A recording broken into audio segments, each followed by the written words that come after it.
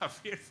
But that time should not matter. But then you have to ask yourself, are you really, really achieving the self-actualization? That I always tell the students not to drop that. Keep that in your mind. But you feel that you just end up, especially those in the mold of DBA, most of the time these guys are working as managers. My own classmates because I did business management, they're just interested in it, but they too can. I have seen some of them solving problems in firms where they have the ability to articulate, to conceptualize, and solve problems in their firms. That already has the advantage of extending the body of knowledge. So we'll take the last question, and this question will be answered by the Dr. Maniam. Okay, please. Thank you. Thank you very much for giving me the opportunity. Basically, PhD is a journey. I felt it during my PhD. I am blessed that I have worked with Professor Dr. Mamun before starting my PhD. And it's a journey I felt because till my post-graduation, the study was different. But PhD, you know, it's a slowly progress. So I cannot do serious effort and get the result. And my question is, I'm from information technology. I am an expert. I have worked for Samsung as a senior chief engineer. My question is how to integrate and how to make it ethical using AI tools during different kind of research, during different kind of publication. So I would like to use it, but same time, I would like to make it ethical and basic principles should be met. Thank you. I think very short answer for the question. Thank you, Doctor. I think, again, going back to the idea of being ethical, right? We cannot run away from the fact that all of us uses AI, right? We use AI for many, many things. But use it ethically, meaning, end of the day, it is my paper, I wrote the paper, ideas can come from there. In fact, recently in Malaysia, FRGS grant, government added one more column in the proposal submission. Did he use AI to write proposal? So it is acknowledged. Please acknowledge I use something, but end of the day, it is my paper, I'm the owner of the paper. AI can only do that much, but thinking, discussions, limitations, future research, that comes from me as a researcher. That is my response. And then going back to quality earlier, very quickly, advice to all supervisors here, right? This is my attitude towards my students. I make sure I support my students, provide a quality supervision. Remember, end of the day, in their thesis, page number 3, acknowledgement, your name mentioned. I would like to thank my supervisor, so-and-so, for helping me, guiding me. If you don't supervise a quality thesis, your name will be there forever, and I think it's tarnished. So I tell my students, if I supervise you, your work is not good, don't put my name. I thank my supervisor, enough. I don't want to tarnish my name. So therefore, I take responsibility. You are my student. I make sure I give you the quality supervision. When you put my name there, Professor Maniam Kalyanan, I must feel proud that my name mentioned because I did my job. Because there are many cases reported here, back in my own university. Supervisors take students, but they don't give time to them. They don't meet them. They don't give comments to the work. If that is the process, as a supervisor, we should feel guilty. And how can they produce a quality work? So we must take ownership and responsibility. Remember, acknowledgement is a powerful term here. Thank you. Thank you so much. Due to the time constraint, we have to finish our this session. But I'd like to remind you everyone, our tomorrow, second day, after lunch, we have the Meet the Journal Editors. So we'll get again these 3 keynote speakers there. So hopefully you'll enjoy that one. And if you have any question regarding the publication, regarding the quality of the papers, so feel free to bring your question. And tomorrow you'll get the more chance to ask the question. So thank you so much. Let's move to our next session. Thank you.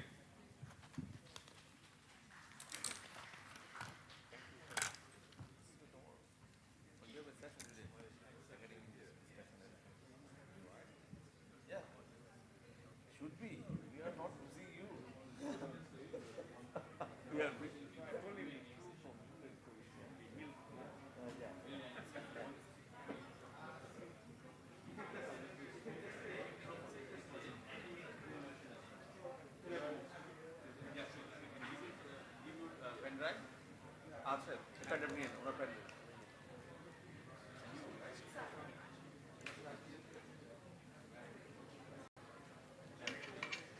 Announcement then? Answer. আপনাকে announcement. আগে announcement. Okay, sir, let me just announce and then I will put it inside. Yeah, do you want to copy it in or do you want to do it after? Because there are a few slides. Okay, okay, sir.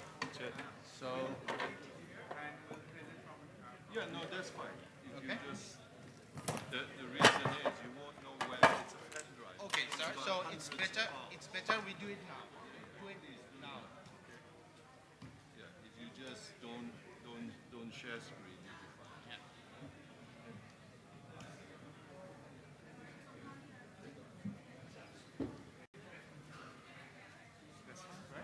Yep, yep, that's it.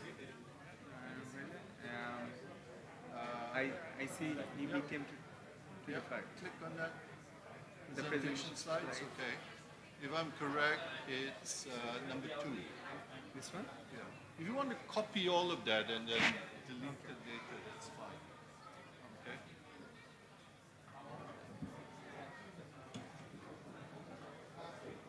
Because I've numbered them so I know which one to use. So I will copy out all of them. Yeah, yeah. Don't worry, no rush. We have 5 minutes because they went to the toilet. So we have 5 minutes. You're Is it? all right, sir? With good. everything?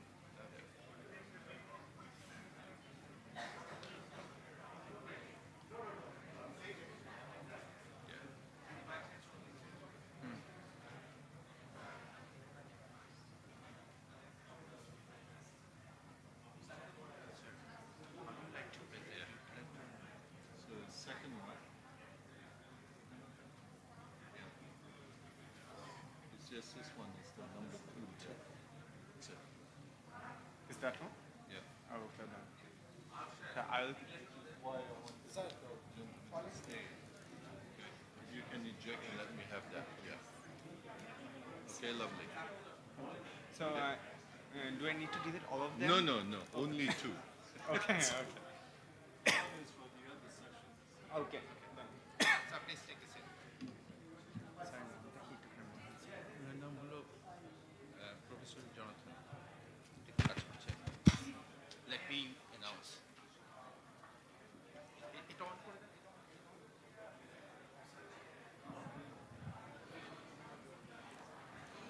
Dear participants, our next session, keynote speech 2 and 3, will start in 5 minutes. Please stay in the ballroom. Please stay in the ballroom. Thank you.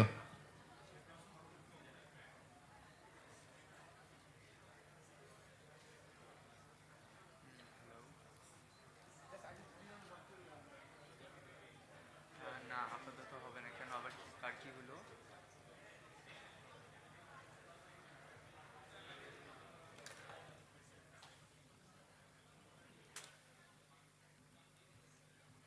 আচ্ছা আমি একটুখানি পরে কথা বলতেছি একটু আমি দেখি manage এই হয়ে গেছে আমার সময় তাহলে এটা লাগবে না আমার হ্যাঁ, আর আমার মোবাইলটা নিয়ে যান স্যার বকা দিচ্ছে এই যে এখানে দেখেন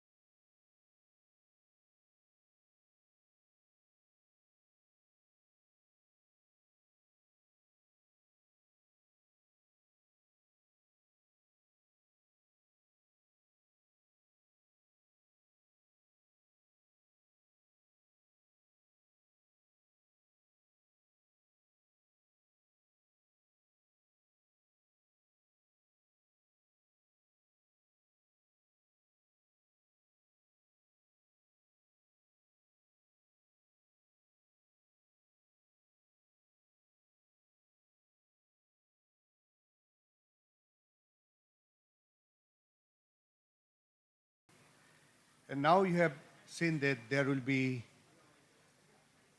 two keynote presentation. One will be by Professor Dr. Jonathan, and another will be by Professor Dr. Maniam. And both of them, now they're familiar with you all.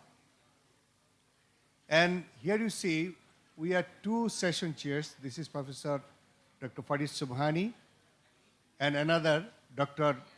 Derek Westphal. And just without killing time, now we are starting the keynote presentation. And first of all, I'm inviting Professor Dr. Jonathan Liu to start his presentation. And what I'm just telling you, as you see, our time is very much limited, so I am requesting both of you just to spend 20 minutes time for presentation, and then later on Q&A, question and answer. And I'll be requesting Dr. Derek Westphal to just conduct the question and answer session. Okay? So now, Professor Dr. Jonathan Liu, please proceed with your keynote presentation. Thank you.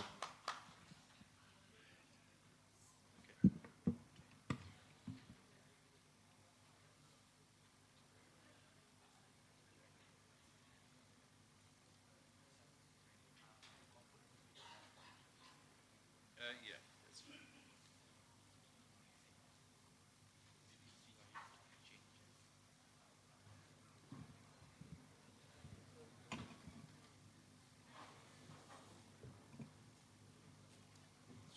Okay, thank you.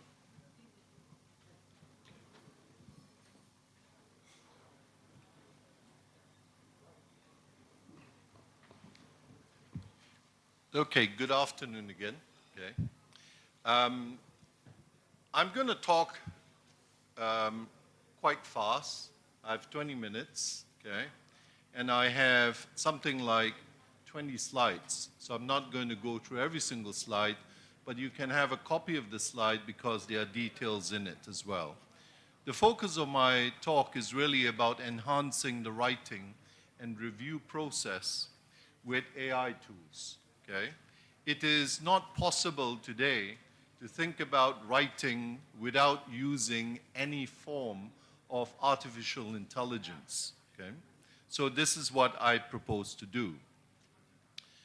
The evolution of academic writing technology is my first port of call, okay? If you look at how we are now living, okay, already you are doing your own word processing. I remember during my time as a student, my PhD supervisor never wrote anything or typed anything, and that was done by his secretary. Okay? And when I did my thesis submission, I had to do all the typing. Today, you go beyond that, because now you not only have the technology, you don't even have to type. You can just speak into it. You might have to train the computer to recognize your accent, okay? But more importantly, what about the tools that are available, okay? And today, there are so many, from ChatGPT version 4, 5, to even what the Chinese have developed, DeepSeek, okay? I don't know how good DeepSeek is because I've tried to log on and it chucked me out. Probably doesn't like me, okay? But there are also, okay, very clearly the AI revolution. These are the common challenges that most people face, if not all students. Time constraint. You're constantly under pressure. In the academic world, especially in the United Kingdom today, when there is a short of funding and more people are being made redundant because they are cost focused for the universities, what is happening is the amount of work hasn't really shrunk. The workforce has shrunk, so now my colleagues have to teach instead of the 8 to 10 hours, they might have to teach 18 hours. And those of you who work in the industry understand that for every 1 hour that you teach your student, you spend an hour preparing. That's what good tutors do. Then there are structural issues, okay? How do you organize complex ideas? How do you submit a paper, for example, you have to write in 5,000 words something that you have produced in your thesis that took 80,000 words. Okay, so these are some of the challenges. You also have language. I don't know if you know, I'm not English. Okay, when I first went to the United Kingdom to study in England, I thought my English was pretty good because I grew up in a English medium school. But it was really Malayish, Malingish, okay? And then I had to learn very quickly that I couldn't pronounce the word three, okay? Because my tongue doesn't twist that well. But these are the challenges that you are now going to be faced with. But believe me, please do not use grammatical check without actually thinking, is this how you actually want to sound, okay? And then there is the non-understanding of citation. This third element about citation management is really very important. I train all my students. This is, okay, your gift to copy other people's work, okay? Copy, not plagiarize. You copy it, then you've cited, which basically means now it is something that you recognize is other people's work. And this is really critical for it, okay?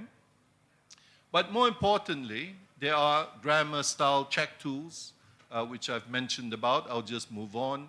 Then there is what we call, again, AI-powered research citation assistance. That means you don't have to do this on your own, okay? You can use some of these tools. And again, I think in the earlier discussion, Dr. Maniam had said, you have to disclose, I'm using these tools, okay? Then there's structural organization, okay, which is really very much to do with how do you want to pose your argument, okay? And again, I won't cover this, but you can read about this later. Language barriers, productivity and efficiency benefits. So why are academics and students using AI? Because there are real gains to be made. Can you imagine if you had to work 24 hours a day, okay, or 12 hours a day, you're going to save 30% of your time, okay, by using some sort of technological support. Then there's also the eradication of mistakes. You don't make the same mistakes all the time, okay, or the machine will pick it up, okay? And also about revision, okay? For example, when you submit papers to journals, very seldom will they come back and say to you, this is wonderful, no changes, okay? Unless, of course, you are paying them a lot of money and they only really want your money, okay? But more importantly, the revisions will improve the paper, okay? But how do you keep track? And this is where AI and all its glory will help you, okay? But here is maybe the slide that you've all been thinking about and wanting to look at. So these are the top 10 AI tools commonly used by academics, okay? And the data has come from 3 main sources, okay? I'm sorry I didn't cite the sources there, but it's not plagiarization, okay? And this was actually done looking at British and American students, okay? So the first one is ChatGPT, but you already know it's out of date because we've got 5 now. These are the primary use for drafting, for rewriting, okay?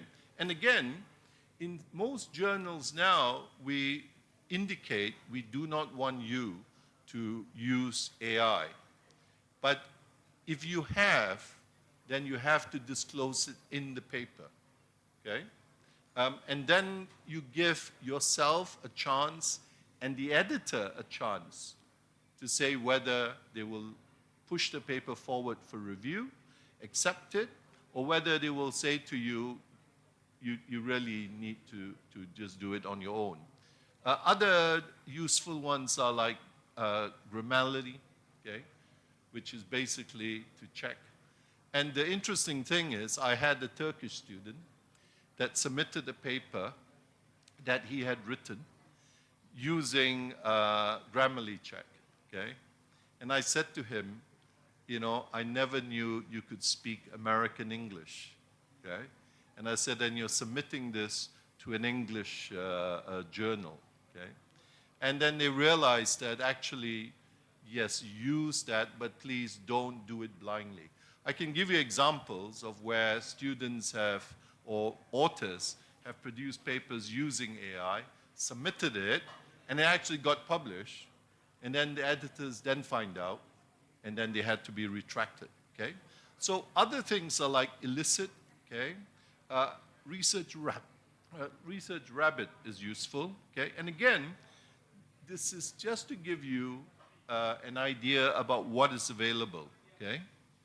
The other thing I wanted to do was to get you to understand that most of the time, in fact, for the average person, they would have spent 21 years of being told, just tell me what the answer is. You start from kindergarten, from school, to high school, secondary school, high school, university, and then you embark on your PhD program. And your PhD program starts with asking you, what is the question? Okay? No longer, what is the answer? So these prompts is what drives the AI chat boxes, like ChatGPT, okay? If you can think of a way of asking a question to ChatGPT, then you are more than likely to get a meaningful answer, okay? And the new version of ChatGPT 5, okay, will not make up an answer. If it doesn't come to a natural conclusion of what the answer is, it will actually tell you, I don't know the answer. So it's becoming more and more human-like, okay? But it will then give you suggestion. So I've got examples on simple prompts, okay? For things like theoretical frameworks, for refining the research question, for questions on strategic decisions, okay? But what about the more complex one, okay? And again, you will understand that I've broken down the areas that you would have to discuss in your documentation support papers for journals, or even your doctoral thesis, okay? Theoretical integration, okay? How do you demonstrate, okay? I think later on there is the discussion about what industry wants and what does academia offer them, okay? Then there is structural refinement, okay? How do you produce a better paper, okay, using AI? So these are all the prompts that are available, okay? And you can tailor these complex prompts, okay, especially for methodology, for literature review, and so on and so forth, okay? Then the ethical questions. I think you had an ethical question and limitations. Really, it's about authorship, okay? AI tools provide very, substantive content. So how do you demonstrate that you are the architect of it, okay? Then there is privacy concerns. The data that you are dealing with, okay, is not public domain. Or if it is public domain, how do you protect that, okay? I've also included things like case studies, which I'm not going to go through here for the usefulness of time. But in talking about using artificial intelligence, I also want to alert you to how to use technology, okay? This morning, I was taking pictures, and then I realized that I wasn't given a hashtag, okay? And that was going to be one of my comments to the organizers, that social media requires you to have hashtags. Otherwise, nobody will find your content, okay? So look at some of the things that are available, like the best AI tools for writing research papers, okay, by Malik, okay? You then also have how to read and take notes like a PhD, okay? This is by Dr. Amina Yunus, okay? And also, there's my good friend, Professor Mark Saunders on academic writing. But Mark has decided to embark on a new career, okay? And his new career is he's become a YouTuber. For those of you who have to teach research methodology, okay, Mark has got, for every chapter of whichever version of book he's written, he's got a 1 hour or 40-minute YouTube presentation, okay? So it's almost like the smart money is, if you're under time pressure to deliver research methodology, just make sure you recommend this book, okay, which most people do in business and management, and then structure your class for them to watch the video, either on your own or during class time, but then you construct the questions that you can ask your student about what they have learned, okay? And also you can have other useful websites, okay? The Times Higher Education Campus, again, it's free, okay? And of course, my references are all UK based, okay? Then there is jobs.ac.uk. I'm not encouraging you to find a job in a badly paid academic institution, okay? By the way, in my lifetime, okay, I've had 3 sackings. Well, 1 sacking, okay, because I wasn't very good. And then the other 2 was I took voluntary redundancy and walked into other jobs, okay? But more importantly, my favorite haunt is British Academy of Management, okay? I will be completing my 5-year prison term with them in December, okay? So I'm going to freelance and start publicizing them. But what BAM has is it has a PhD colloquial, which it runs. And every session it offers is free to the PhD students that sign up for it. It's very expensive at £50, okay? That's a joke, okay? But if you are an academic, then you join it as a full member for £99. But the interesting thing is the network, okay? And the ideas that you will derive from it, okay?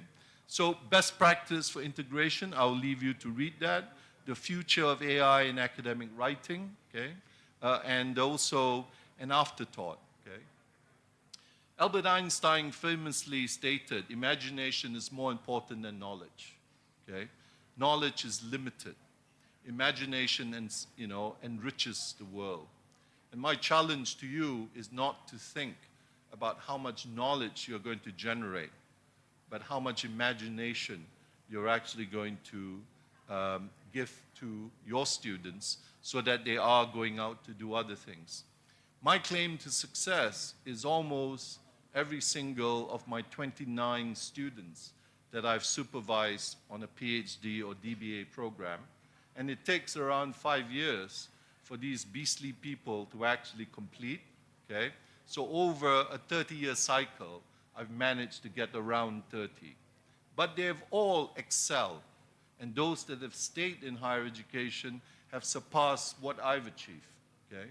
And that makes me very proud because then I can go and get them to come in talks for me for free, okay? And then finally, it's my mentor friend. He's not really a friend, not really a mentor, but I love this saying, okay? And this is something that all academics, especially those of you who want to do PhDs, to think about. The 4 quadrants here: what you do know, what is not known, and what is not known, but you know what is not known. And none of these things is going to kill you, okay? None of these things is going to be exciting. But is what you don't know that you don't know, that is where you should focus your research attention, okay? And I think with that, okay, I thank and concede to my good colleague, Dr. Maniam, okay? Sorry, I've just received the things requesting you to conclude, sir, okay? No, don't do sir, just say shut up. Okay? Right, thank you very much. Okay. Thank you, Professor Jonathan Liu, for your excellent presentation. Let's give a big hand again to him. Thank you. And I know there may be some questions on his presentation, but we'll be taking the Q&A session at the end. You know, there are two presenters. And now this is the time for Professor Dr. Maniam Kalinian. His presentation topic is Leadership in the Age of Digital Transformation, a New Business Paradigm. Now again, your time is also 20 minutes. Thank you.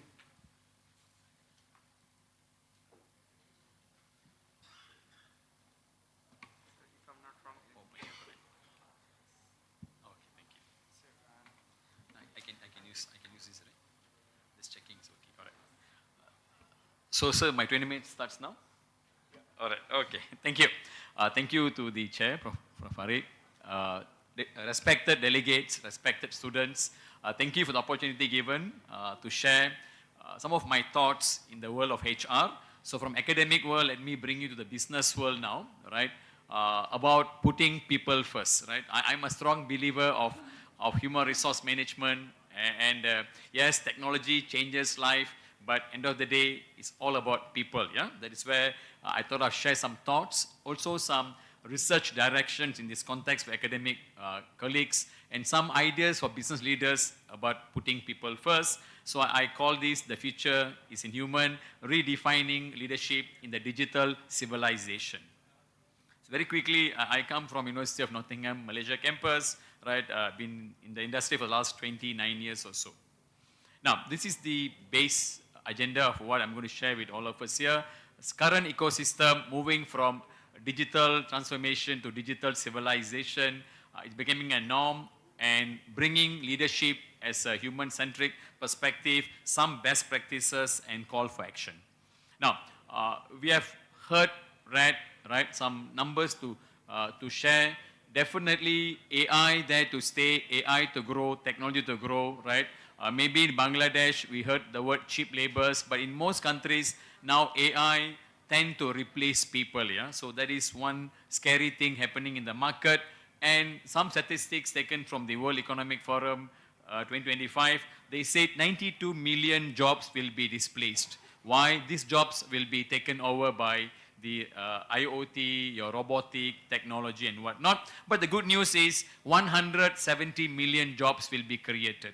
There is some hope, yeah? So the net profit is still there, the net value is still there, that we still have some job to stay. And good news also, the research says some of the jobs will be replaced, but the last few points, academic job, university professors, our job will stay. So thank you for being in this industry.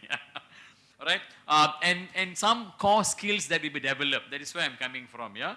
Point number 3, 4, leadership and social influence, critical thinking. This is what AI, your system, technology cannot do. We have to do it, and we need good people, smart people who are sitting in front of me to do this part of it, yeah? So let us, from that statistics, let me take you second part, understanding where we are and where we are going to, right? Leadership is very important, critical in organizations, be it small, be it big, MNC, national base, and leadership's complements with the digital world, right? Digital world have gone so much. In fact, now as I was reading for this conference, I came across this term called digital civilization, meaning digital transformation is the business buzzword where they digitalize business to achieve KPI, to be more efficient, to be more effective. They are KPI driven, profit driven, growth driven. That is what's happening in the business world. But eventually, when that becomes the norm, when every business embrace technology, every business go into this world of technology, it becomes a civilization, whereby it becoming a macro norm, a macro culture, social culture, economic culture, political culture. That is where we are in. So important point is it is moving. So we are moving into that norm, right? Some developed countries already in the norm. Some developing countries like Bangladesh, I think eventually, matter of time, you will be, going into that norm. So the question is, AI and automation reshape how we live, how we work, how we now lead. And point I'm trying to highlight is technology is not the end, but human purpose is. So given that, there is a paradox, yeah? So technology helps a lot, but research from Gallup says 70% of employees say well-being depends more on leader than doctor. Meaning what? You still need someone in the organization called boss, leader to guide and manage us. That is where I'm coming. So I'm trying to highlight, I'm not against AI, not against technology, but how can we use it in order to support us, not to replace us. So the point is, AI is not to substitute you and I, AI to complement what we can do. Now, so the point is, again, human and machine synergy, talking about blend between these two, yeah? Now, so that is the difference between technology and human being, right? Where we have these elements, technology don't really have it, right? You can dispute, yes, but most of these elements belongs to us, right? Belongs to you and me. Things like empathy, creativity, ethics are the differentiators. Of course, EI, EQ, IQ, and also some differentiation points, right? So let me now bring it to the focal point of the presentation, talking about leadership. So question asked, right? In the world where algorithms make decisions faster than humans can think, we saw some statistics earlier. The question is, what does leadership really means? So, at least from my perspective, from my own research, right, my own belief, I like to highlight this point called putting people first, i.e., being a strong and effective digital leader in the age of automation means what? Means empowering employees. This is the word of leadership, yeah? Empowering employees to reach their full potential and ensure they feel valued, supported, and not threatened by the technology. So leaders, you are playing a very critical role, right? Giving the confidence to people that they are not will be replaced in the future, but you're empowering them to be better employees. So in that context now, we're trying to redefine the role of leadership, whereby gone the days as a leader, hierarchy and control. No more top-down approach. We're talking about digital age leadership, i.e. empathy, adaptability, collaboration. You don't work for me, let us work as a team, right? This empathy. Decision is not by me, decision by all of us, right? In fact, some literature arguing transformational leadership is also no longer valid. So talking about agile leadership, right? Talking about servant leadership. How can you be with them as a team, yeah? So empowering human potential through technology. Again, I was checking literature, keep quoting Satya Nadella, Satya in Microsoft 2014, how he changed the mindset in Microsoft culture, top-down culture, autocratic culture. He went and changed the entire culture. Now they have a very good work culture where they embrace human being, where they respect people, they talk to people, they engage people and empower people. Right? So the point is, how can we then bring leadership into the argument of human-centric approach, yeah? Shifting from command and control to connect and collaborate, focus on purpose, people, and participation. Technology amplifies leadership, but humanity defines it. So, just to add, point number 4, leadership is about amplifying, I just mentioned, right? Now, so what is the new leadership mindset, therefore, that is expected of the leaders in the current digital civilization era? Leading with curiosity, compassion, and courage. Redefine success beyond profit, i.e. purpose, right? I was checking and I found some good examples. I thought I will just bring it up on the stage today, happening in Bangladesh, right? This A2I initiative where citizen-centric service delivery. They talked in that paper a lot about leadership, empowering the ground level people, the rural people to become more inclusive than exclusive, yeah? There's another case study about Digital Bangladesh 2041, talking about empowering people as well in the context. So having said that, right, coming from defining the terms, not ignoring the fact technology will change, but how do we put people first and leadership as a center of this argument. Some ideas, some thought process I thought I'll share with everyone today in this conference. Firstly, to the business leaders out there, right? Please take note, your people are your critical asset, right?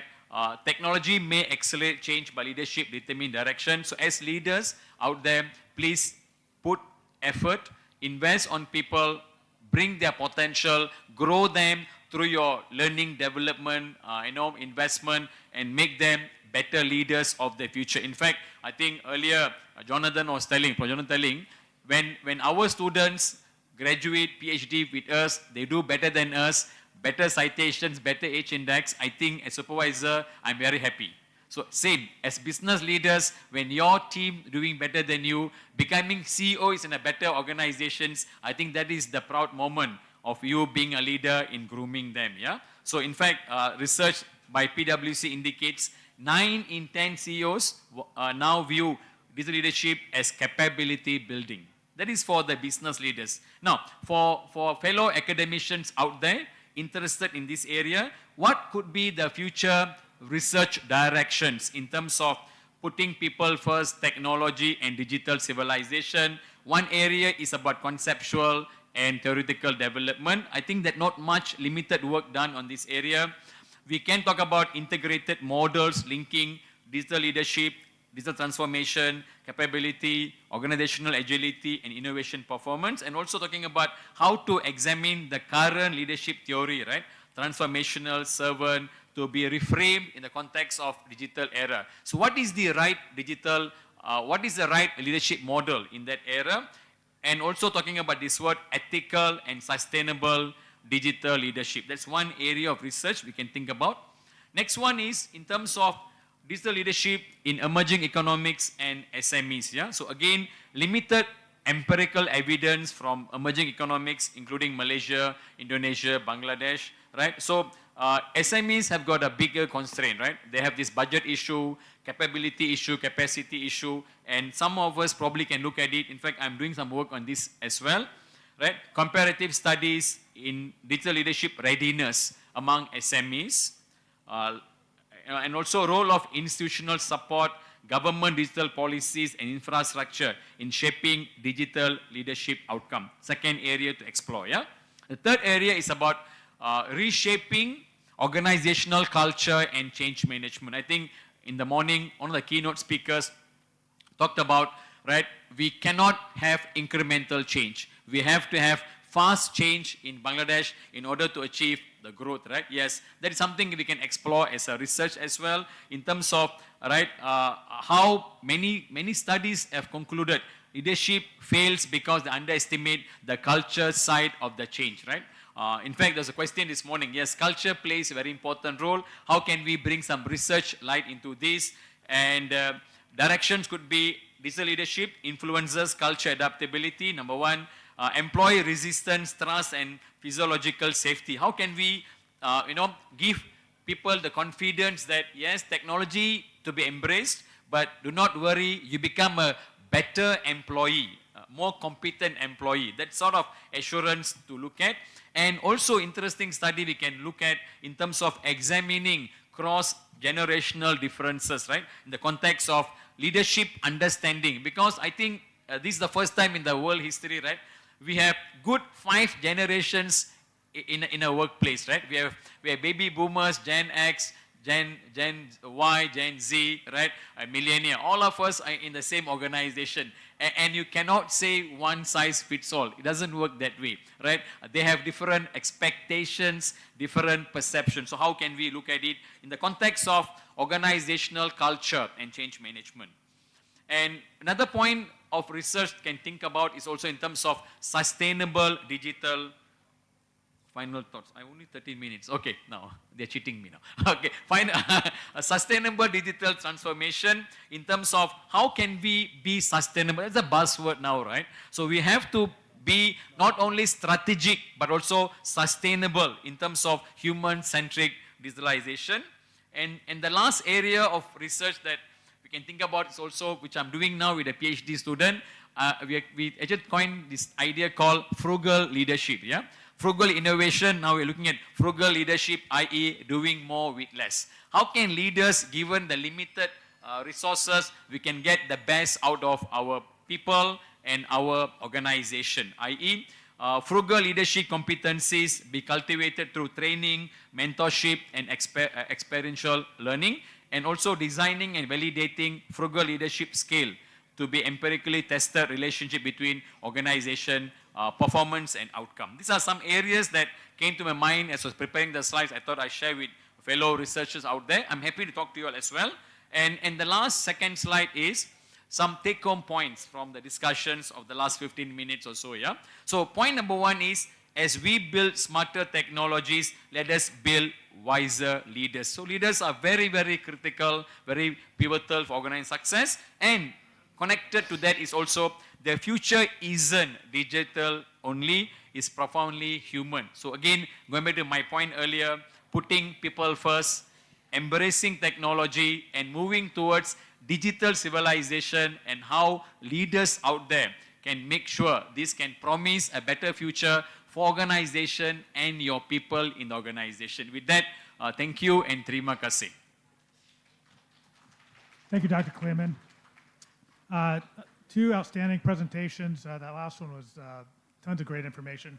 I'd like to open up to any questions for either doctor about their presentations. Not everybody at once, please.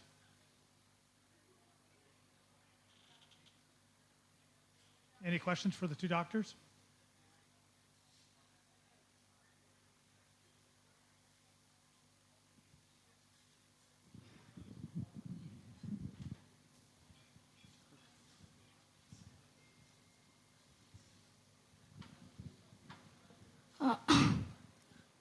Thank you so much, professors, for your wonderful session.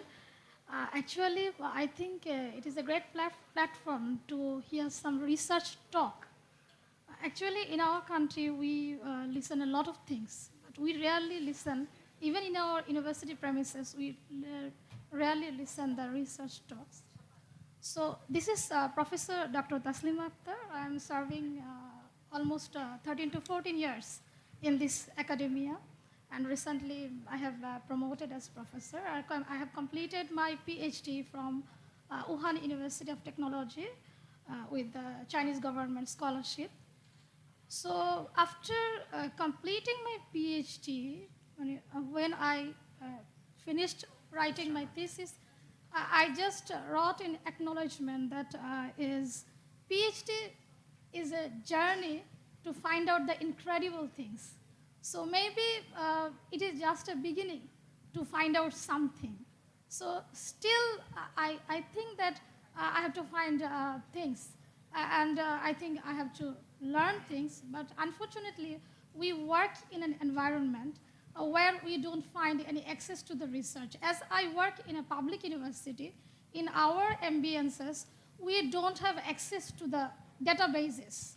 So we cannot read or access the papers. And we don't have institutional MOU to the journals so that we can find and read the papers. So I had the questions after the last session about the systematic literature review. So nowadays, it is very important to publish papers. And publication is important because in academia, we have to publish. Otherwise, we have to perish. Actually, there is a proverb that publish or perish. And as a young researcher, I get very motivated whenever I can publish a paper. But nowadays, whenever I'm going to do the systematic literature review, I find difficulties because I think I don't have access to the literatures. I cannot read papers. So I have concern if I miss the important papers. Oh, the editors and reviewers will say, what a bullshit. You have missed the important papers, and it is just nothing. So my question is, in case of preparing the systematic literature review, as we have we don't have the access to all the databases, is there any problem if we miss any important information or any updated literature? I fear about preparing my systematic literature review. This is my question number one. And my question number 2 is actually AI is very, it's like just our friend. We can talk to the AI. Even now I was talking to the ChatGPT. So I think it is quite unsmart if we don't grab the opportunities from the AI as a researcher. But there is concern.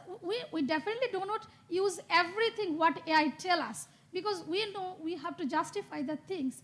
But still, as a researcher, how I can avoid those plagiarism issues and other things, and how I can just take assistance from AI easily to do my research. Thank you so much. Thanks again. That question I think was to both of you. Yeah. Thank you very much. Don't give up, I think is my first advice, okay? Secondly, in your, not to be critical, but in your summation was a lot about what you couldn't do, okay? Well, let me change that for you and say to you, what were the things that you didn't do? Because then you can fix it, okay? The first of which is, you have access to the global World Wide Web. You have access to every university you can think of. Most universities, in fact, all universities in the United Kingdom and the United States have to publish who their academic faculty is, okay? So from there, you already have potentially thousands of people that can actually help you, okay? Secondly, in the United Kingdom, we have something called the Research Excellence Framework, which requires all academics to publish where possible. And that publication is placed on a university server free of charge, accessible by everyone that, has access to the World Wide Web. So I think you would need to really do that in order to get the different papers. Okay? Open access is free to you as a user, but it costs a lot of money to universities. So universities are very selective that unless the paper is going to be in a highly ranked journal, then the university won't pay for it because it will be between 3,000 to 5,000 pounds. Okay? The other question you asked about data, okay, I can tell you that half of the researchers that I work with use government-based data. In the United Kingdom, we have data for everything, okay? And by the Office of Statistics, I believe, somewhere in Wales, they provide you with all the information you need on the population on the survey. Likewise, my early research looking at China came with looking at what was published by the Chinese government. Okay, I mean, they say there's data and then there's lies. Okay, but the important thing is that at least you then have access to it. Okay, so I don't think it's true that you don't have access to data. Maybe you need to now work on how to gain access. Okay. Thank you, doctors. We're out of time. No more questions right now, but I'd like to get another round of applause for the two presentations. They were amazing. Thank you.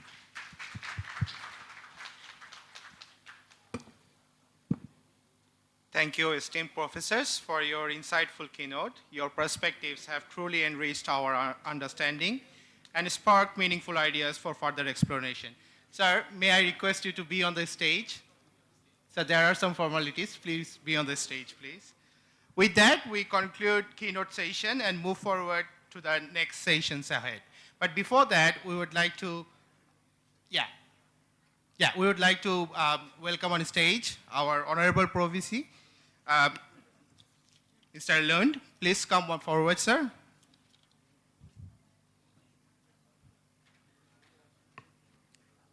Sir, you will present a crest to our keynote speakers, and then some certificates for our session chairs. Yes.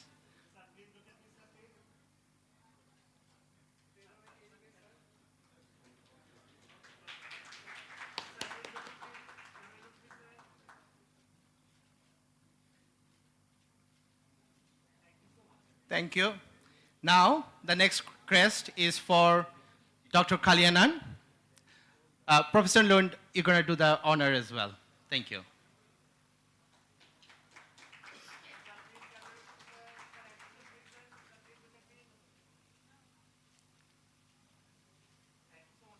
Now, certificates for session chairs. You're going to do the same thing again, sir. Thank you.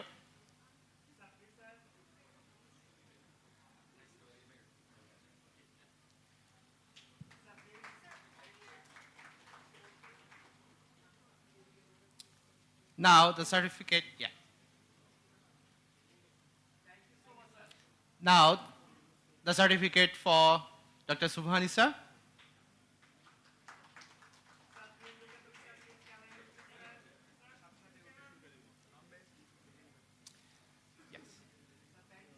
Thank you. With that, we conclude the keynote session, and now we're going to move forward to the next session. But before that, I would like to remind you, everyone, that poster presentation will start at 5 o'clock. Okay, the poster presentation will start after this session, and it will be at level 2, Gold Room. So you are invited. Thank you.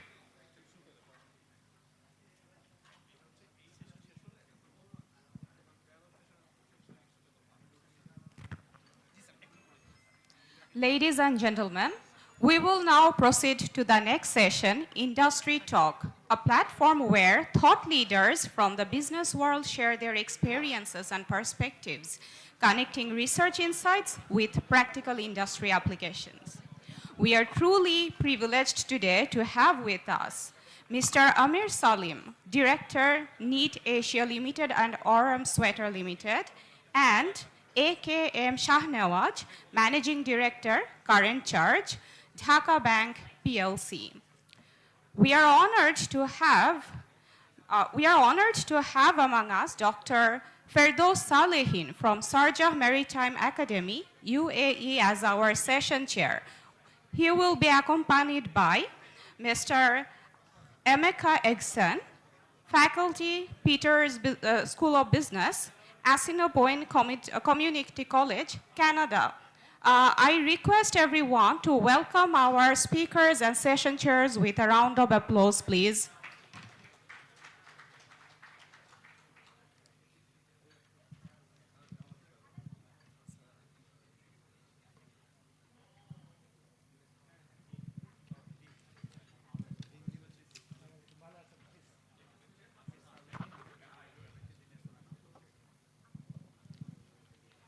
To say a few lines about our esteemed session chairs, Dr. Ferdows Salehin brings over 20 years of experience combining industry and academia in supply chain management and logistics in Asia and Gulf. He has more than 10 plus years in academia and research experience as an assistant professor of SCM, where he taught MBA and executive MBA programs. We also have Mr. Emeka Egson, who is a business educator, organizational leader, and award-winning practitioner in human resources, continuous improvement, and community economic development. He was recognized with the 2025 ACBSP Teaching Excellence Award at his institution, Assiniboine Community College in Canada, for innovation in business and HR education. Esteemed session chairs, I would like to hand over the mic to you and to take the session ahead. Thank you. Thank you very much. Very good afternoon. I'm Dr. Ferdows Salehin, and we have Dr. Emeka Henry Egson. And we have speakers. Our first speaker is Mr. Amir Salim. He is a director of NEET Asia Limited and Aurum Sweater. And our second speaker is AKM Shahnawaz. He is an MD of Dhaka Bank. So first we will have the speaker session, and then we will take the question and answer session. Now I would like to invite our first speaker, Mr. Amir Salim. This is your session. Thank you.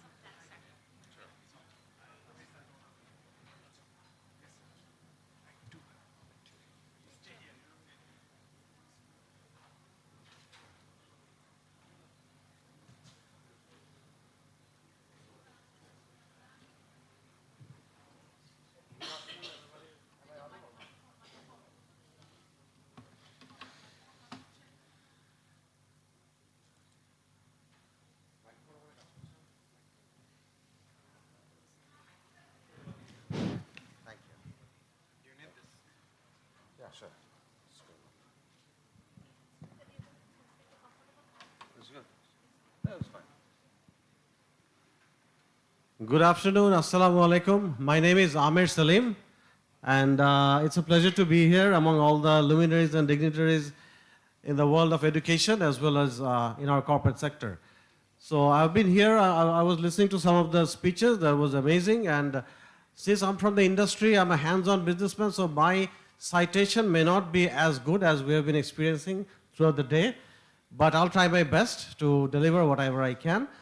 And from the industry perspective, I am from the RMG manufacturing sector, and I would like to see the students to come forward, come up. Please, guys, come over. Come in front because I need your participation.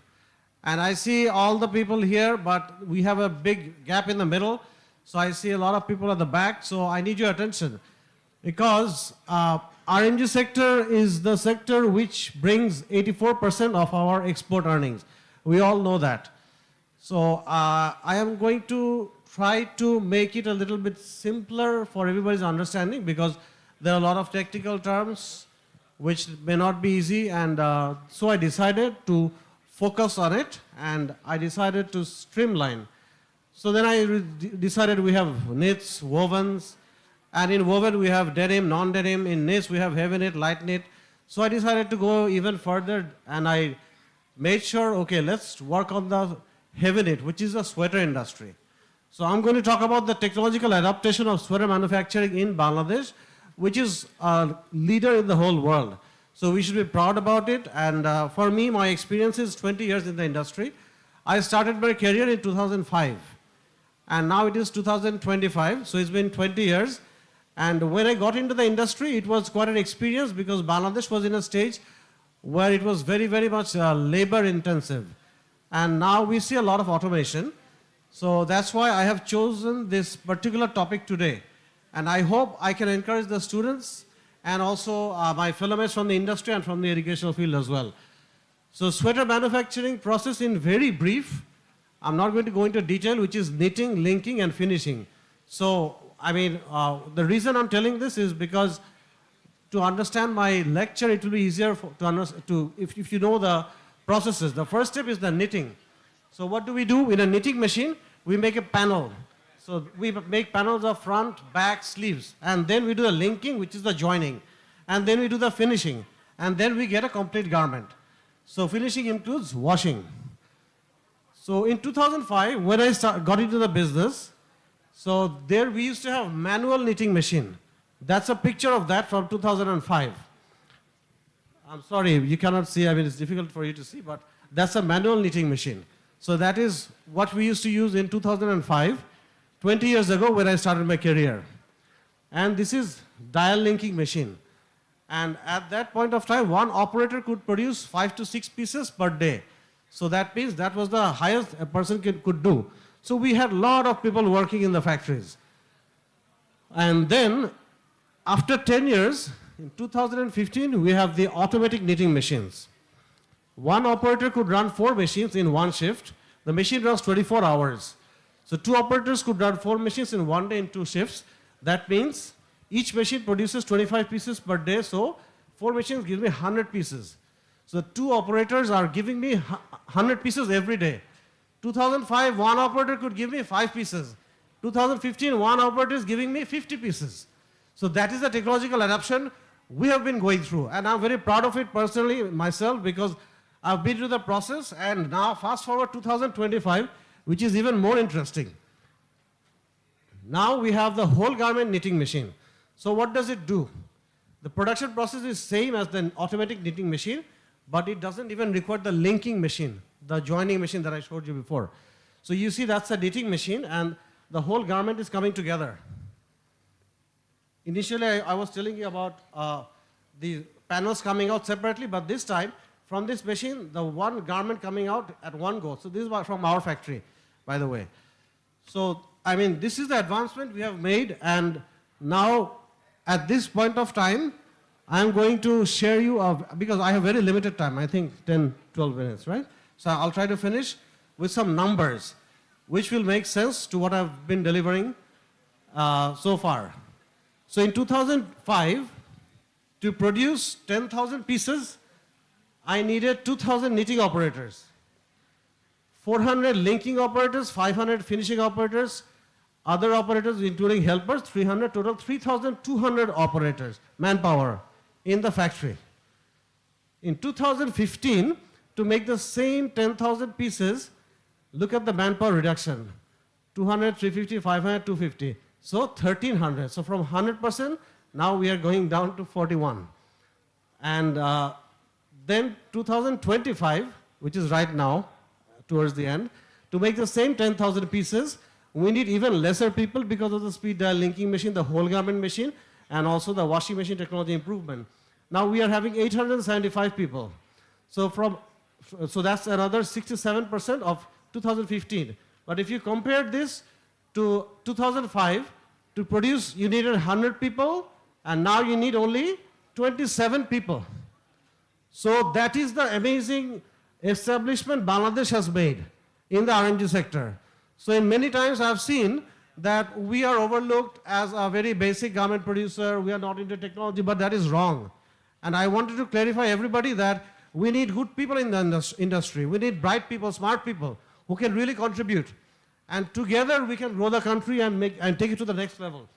And so this is the technology side. And it's very short. I mean, there are much more to it. I mean, today, because I realized that if I go too deep, it might be boring and also difficult to understand. So this is just the technology part, which is reducing the manpower. So now I'm talking about the cost, because this session is about technology, business, and economics. So to make the 10,000 pieces, we needed 3,200 people. Average wages was 5,500 taka. So we had to pay about 1.76 crore taka, less than 2 crore. In 2015, the average salary was about 12,500. And we had to pay 1.62 crore. And now coming in 2025, when the average wages has gone to 20,000 taka for an operator, we are paying actually 1.75 crore taka, still below 2 crore taka. So you can see that our gas prices have increased, utility, I mean electricity, if you see the rent, transportation, banking, everything has increased, but still we have remained very competitive in the market because we have worked on technology. Our adoption to technology was actually something which other countries, many other countries follow. Because sometimes we have seen that people who are not that educated or who we consider not educated enough, they are the ones who have been driving. And if we can get the sharpest of the sharpest students or the great minds of the country, then nobody can stop us. So that's why I'm very much interested in this kind of session, and my involvement with universities are always there. And I try to inspire students. Not only students, I also try to inspire my colleagues from different industries as well, so that they can send the message, share the message with everybody else. And with that, I think my time is almost over. So I'd like to conclude. Thank you very much. If you have any questions now or later on, please feel free to come. Thank you. We will take the question later. Thank you. Thank you, Mr. Salim. Thank you for your wonderful presentation. And he has very nicely, very briefly, very precise with the number driven. Especially, I would like to encourage the students to see the presentation. You know that as of 2025, the competition between a company versus a company is no more a marketing or a finance. Rather, it is a supply chain versus supply chain of a company, right? Because you cannot, increase your budget. You cannot increase your promotion. You have to optimize your production capacity reduce costs. So Mr. Amit Salim has nicely explained that how the evolution of the technology has increased the productivity versus reducing the manpower from 3,200 to, if I'm not mistaken, 275, 875. It's an amazing numbers. So thank you very much. So now we have our next presenter. Our next presenter is Mr. Icebtm Shahnawaz, Managing Director of Dhaka Bank. So I would like to invite you to come to the podium. Thank you.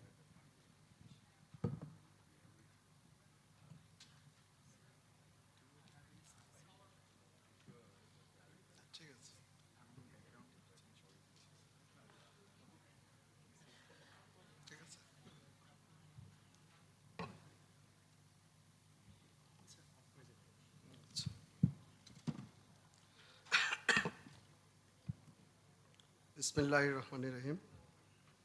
Assalamu alaikum and very good afternoon, ladies and gentlemen, my dear young students. My name is Icebtm Shahnawaz. I'm working with Dhaka Bank PLC as Managing Director, current charge. I came here within a very short notice, that's why I could not make any presentation. My apology for that. But I shall try to present my briefings. It is a discussion on my banking industry. I shall try to give some insights of banking industry now. Before that, I'd like to introduce my background. Firstly, I did my graduation from economics from the University of Chittagong. Then I came to Dhaka and did my MBA from IBA Dhaka University in 1987. Then I started my banking career in 1989 in Arab Bangladesh Bank, the first private commercial banks.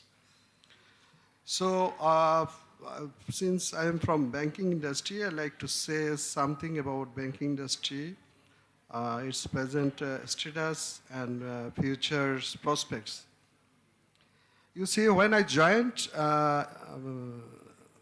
in banking industry in 1989, almost 35 years passed. So I have experienced many ups and downs and many changes in the economy and in the banking industry as a whole. Firstly, if I say, when I joined in banking industry at the time,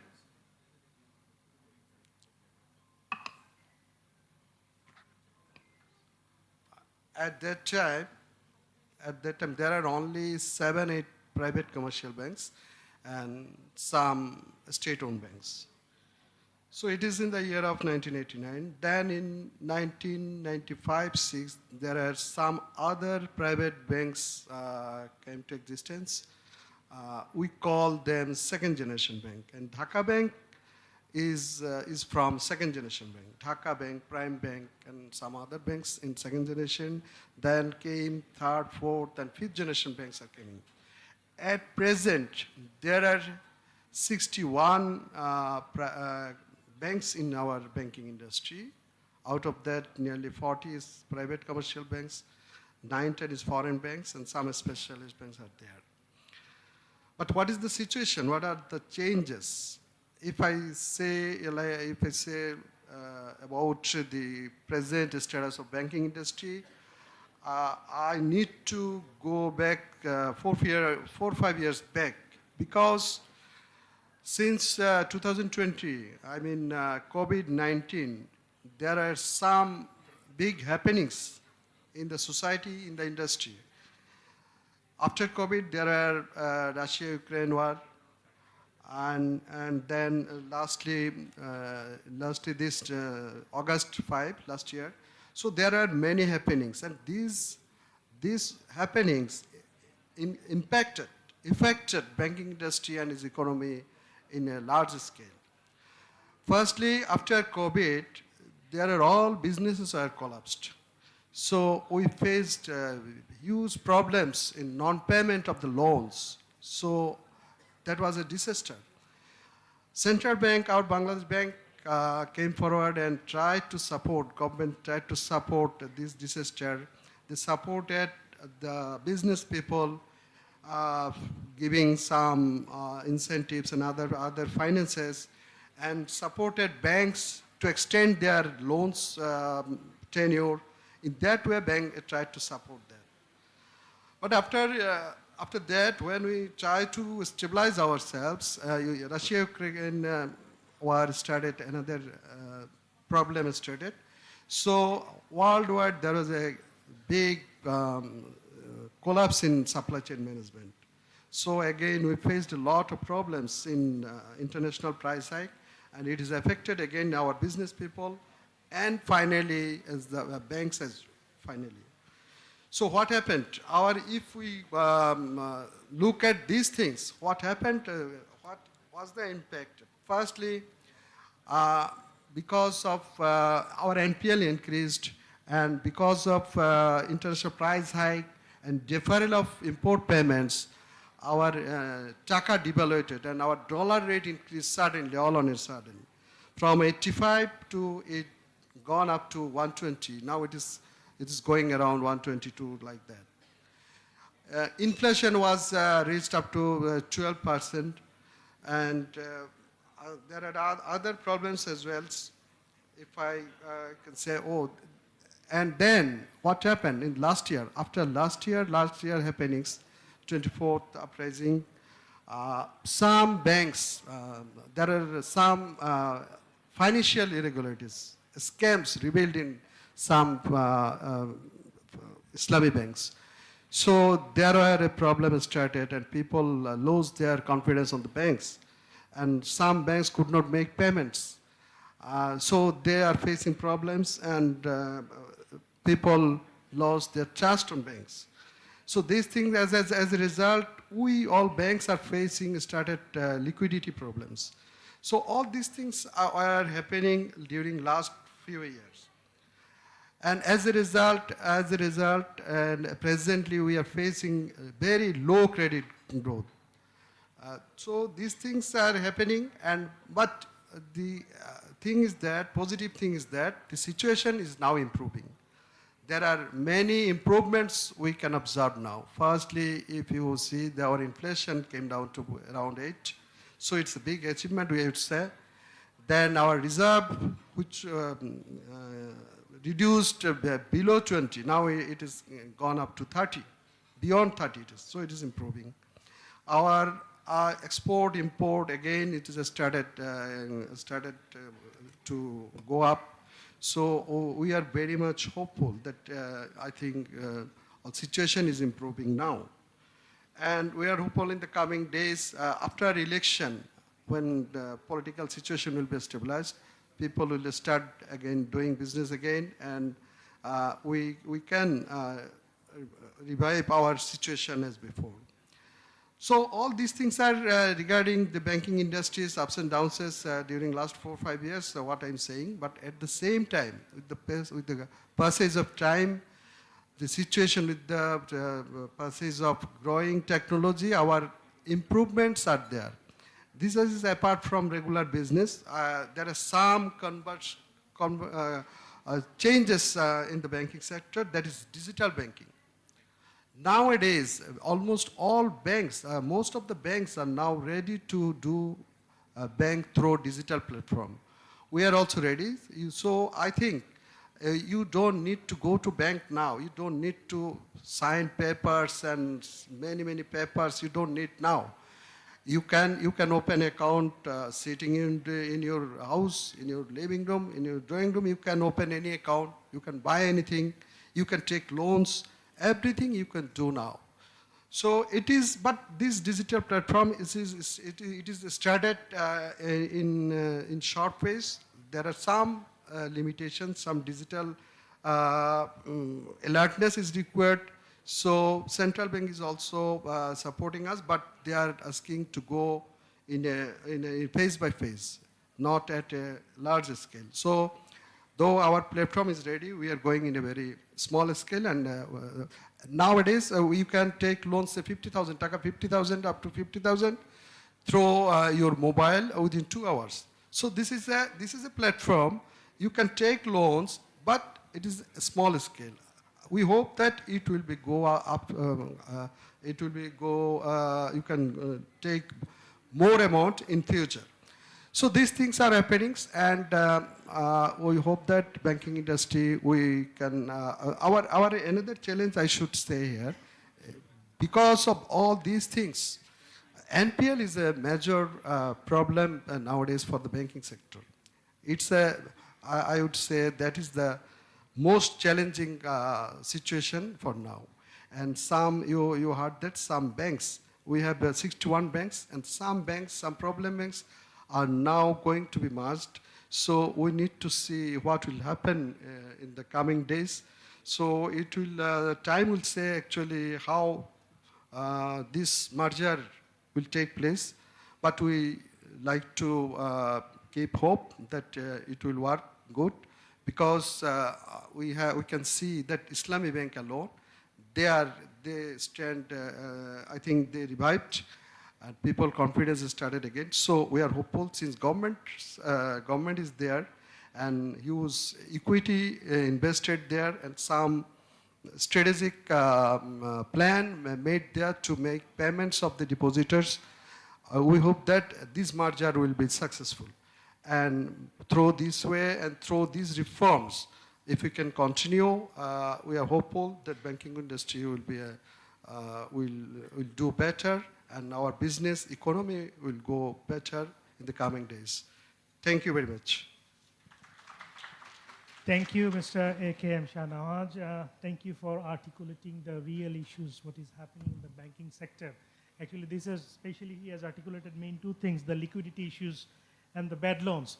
Especially it is true because even last year, I have encountered a situation. I came Bangladesh last year and I wanted to sell a property. So the person who will buy my house, he went to the bank and he has the FDR, and the bank has denied to give him the money. And I still remember back in 2020, right? I was working as Chief Supply Chain Officer of Akij Food and Beverage. We have hundreds and crores of taka, but they cannot open the LC. So it is very, very crucial, but I'm sure that over the period of time, good banks, second generation, third generation bank, they have rebuilt the confidence. And one thing I would like to tell you, as we have foreign delegates, that in terms of the banking sector, we should feel proud, because there was a time back in 1980, 1990, there were only 3 banks. I still remember Standard Chartered Bank, Greenless Bank, and HSBC. And in order to open the banking account, you need to have a hefty amount of money you need to keep. But these, the local banks, they have changed the regulation, right? And in terms of the technology, in terms of the manpower and service, now I feel more proud or comfortable doing banking as a small customer to local banks. They provide all the support services.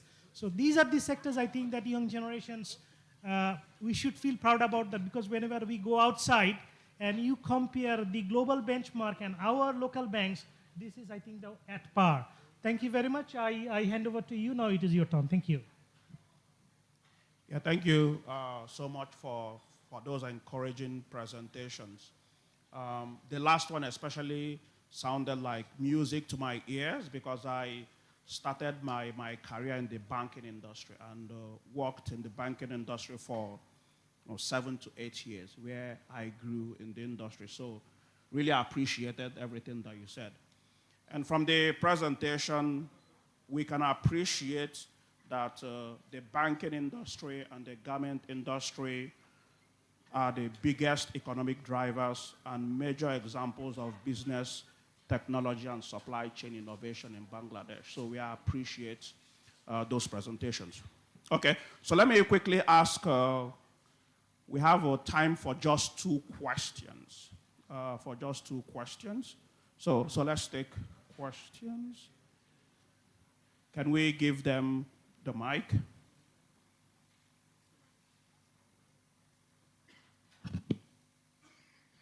Yeah, Ben? Okay. Okay, thank you very much for the presentations here. I want to ask the first presenter. It's amazing the adoption of technologies that your organization undertook over the last, say, 20 years or so, and the savings that have been achieved. Could you advise what measures or what projects that the organization would have taken to support, if at all, the reduction of labor? Has there been any initiatives to accommodate those that would have lost their jobs?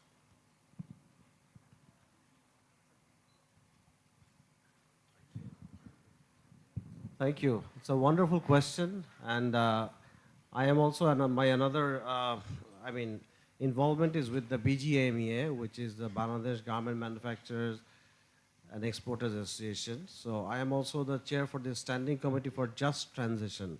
So Just Transition is I don't know if everybody, if it is familiar with everybody. Just Transition is the process of transitioning and adopting technology in a way so that we don't leave out anybody behind. And at the same time, we find a way to rehabilitate others, and also making sure that we don't leave any impact on the environment which harms us in the future. So, and I actually took that position because I also felt that, yes, we are going so fast. We are very fast paced. At the same time, in a country like Bangladesh, where we have so many people, we need to look after them as well. And this transition started in the last 20 years. So even earlier this year, I was in Amsterdam, and in a big session, everyone was asking me the same question: what are you going to do with all these people? But then again, at the same time, there is no right or wrong answer. And the only answer is we have to upskill ourselves. And to upskill ourselves, it's up to us. It's up to that certain person.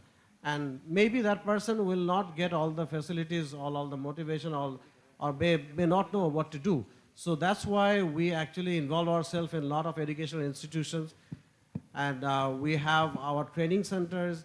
We send most of our staff from the company and our colleagues in Bangladesh and outside Bangladesh for their trainings. Not only that, we also host trainings which actually help our employees, our co-workers, at the same time also colleagues from the industry who works in other companies. Because what we believed in, that if I send somebody for training abroad or here, because we do lean manufacturing, Six Sigma, everything. But previously, like 5 years, 10 years ago, people used to think that if I spend so much on one employee, if that person leaves, what's going to happen? But if we all do the same thing, then nobody's going to lose. Somebody else who's going to join me will have the same capability. The whole country will be upskilled. So I think that is what has been happening, but in a smaller scale, mostly in the blue-collar level. But I'm very hopeful that if everybody thinks the same way, we are going to also be able to fight that, and we are going to be an example to the whole world. Because I've seen worse situation than Bangladesh in many of the developed countries in terms of just transition. And we are very careful and cautious about it, and we are doing our things in a very honest manner, not only for the sake of money. So I'm very confident, I'm very sure that it will bring us results. Thank you.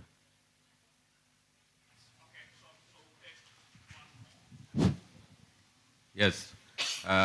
Thank you for your presentation. So my direct question to the second presenter, you highlighted that some of the banks are going to merge soon because of their wrong deed in the past. So because of the merger, many small investors, those who purchase share of those banks, they will incur huge losses. So what is your suggestion to that? Thank you so much. Hello. Thank you very much. This is a very crucial question for all, and for me too. I think there will be some measures will be taken. Readily it is declared that all value of these investment shares would make zero because of net asset value of the companies at zero. Theoretically, so they are not supposed to, they're supposed to expect any amount. That is there, but I think there will be some modifications or some strategic decisions might come. I hope so, but it is a matter of central banks' policies, the committees, what they are thinking. It cannot be said by me, but I am hopeful that there will be some positive response will come. But I think it would be after it is is being started after some times.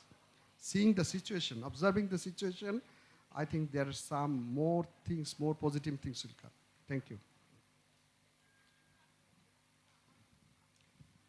Okay, so thank you very much for those questions and responses. So do we have one more question? This is specifically from students, from the students, please. We want them to be part of this. Any student willing to answer, ask a question?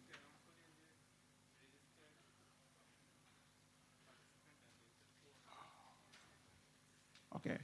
Any student ready to ask a question?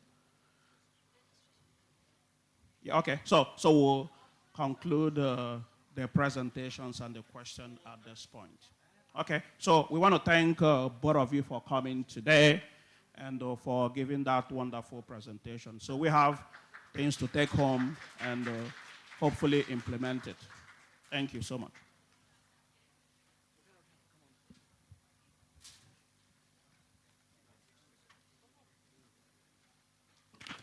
We sincerely thank our distinguished speakers and session chairs for their thought-provoking insights and enriching discussions. And we kindly request them to stay on the stage, please.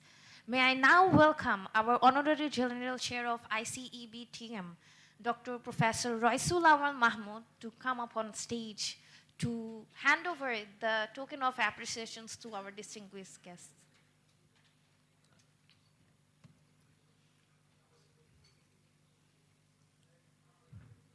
Right?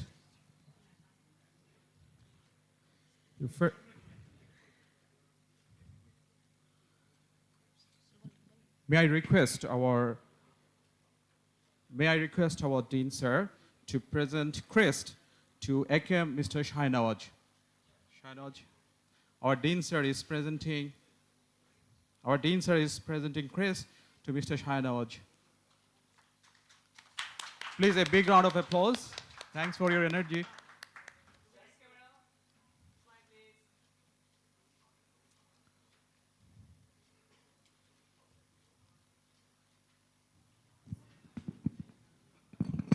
Thank you, gentlemen.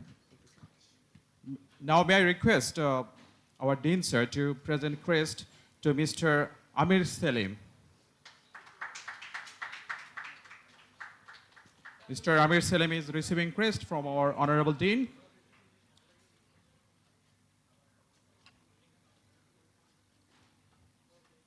Thank you very much. May I request our Honorable Dean Sir to present token of gesture to Dr. Ferdous Salehin. Mr. Ferdous Salehin is receiving a token of gesture from our Honorable Dean.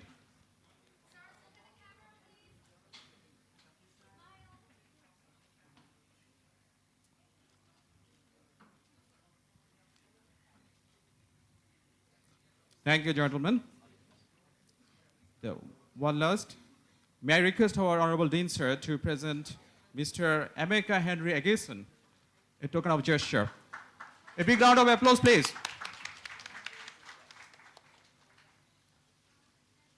Thank you, gentlemen, for your time. We appreciate your insights. Ladies and gentlemen, we will now move on to our parallel session beginning at 5 p.m. This session will take place in the designated rooms as outlined in your conference schedule. Session A, B, and E. I repeat, session A, B, and E will be held in the ballroom, level 1, which will be compartmentalized into 3 different rooms, while session C will be conducted in the bronze room in level 4, and session D will be held in the splash room of level 5. Please note, our poster presentation is also going to be held in gold room, level 2. If you need any assistance in locating your sessions or moving between rooms, please approach our volunteers who are available to guide you. Thank you, and we wish everyone engaging a fruitful discussion ahead. Dear audiences, please note you can collect your certificates from the registration booth. The co-authors and registered participants, please collect your certificates from the registration booth. Thank you.